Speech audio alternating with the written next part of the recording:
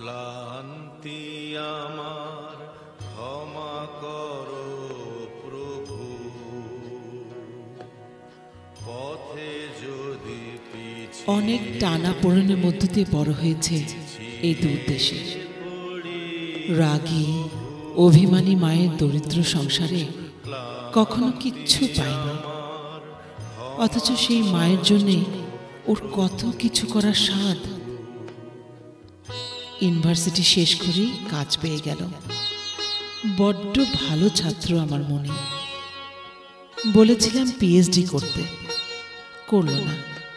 চাকরি করবে, মায়ের দারিদ্র্য ঘোচাবে। বড় বাড়ি কিনল, নতুন গাড়ি কিনল, বাবার জন্য উকিল ধরল।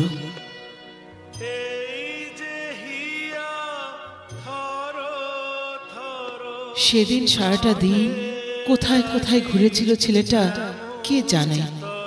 নিশ্চয় কাজ খুঁজতে গিয়েছিল, ভীষণ চেষ্টা করছিল, কিন্তু ওর বাবাটা কিচ্ছু বোঝে না।